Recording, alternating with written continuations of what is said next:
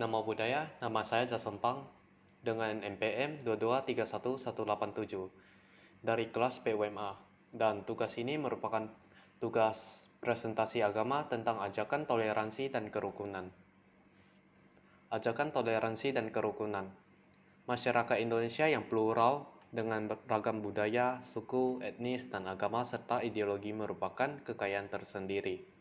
Oleh karena itu, keragaman agama, etnis, ideologi, ataupun budaya membutuhkan sikap arif dan kedewasaan berpikir dari berbagai lapisan masyarakat tanpa memandang agama, warna kulit, status sosial, dan etnis.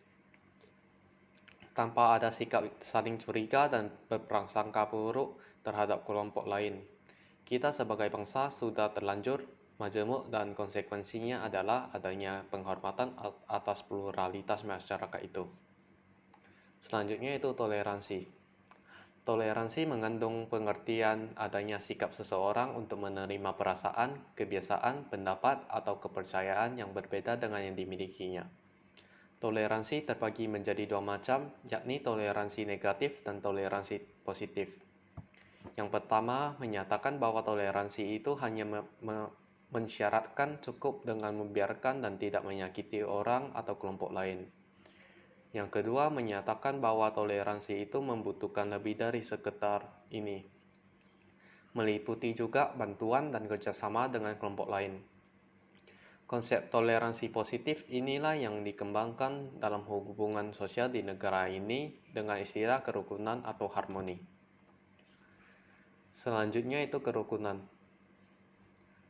Jadi, kerukunan beragama adalah keadaan hubungan antar umat beragama yang dilandasi toleransi, saling berpengertian, dan saling menghormati dalam pengalaman ajaran agama serta kerjasama dalam kehidupan bermasyarakat. Eksistensi kerukunan ini sangat penting.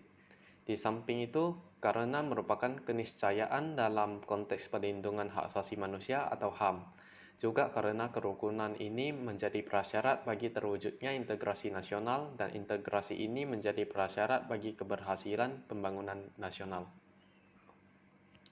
Kerukunan umat beragama itu ditentukan oleh dua faktor, yakni sikap dan perilaku umat beragama serta kebijakan negara atau pemerintah yang kondusif bagi kerukunan. Semua agama mengajarkan kerukunan ini, sehingga agama idealnya berfungsi sebagai faktor integratif. Dan dalam kenyataannya, hubungan antar pemeluk agama di Indonesia selama ini sangat harmonis. Hanya saja, di era reformasi yang notabene mendukung kebebasan ini, muncul berbagai ekspresi kebebasan, baik dalam bentuk pikiran, ideologi politik, faham keagamaan, maupun dalam ekspresi hak asasi. Dalam iklim seperti ini, muncul pula ekspresi kelompok yang berfaham radikal atau intoleran, yang walaupun jumlahnya sangat sedikit, tetapi dalam kasus tertentu mengatasnamakan kelompok mayoritas. Adapun kebijakan negara tentang hubungan antar agama termasuk yang terbaik dan menjadi model di dunia. Hanya saja, sebagian oknum pemerintah di daerah dengan pertimbangan politik kadang-kadang mendukung sikap intoleran kelompok tertentu atas nama pemenuhan aspirasi kelompok mayoritas.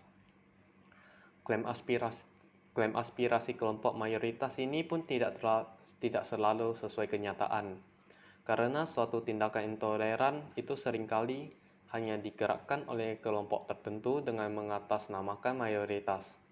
Meski demikian, kebijakan pemuda yang cukup arif dan adil termasuk dalam konteks menjaga kerukunan umat beragama, jauh lebih banyak daripada kebijakan yang dianggap mendukung sikap intoleran.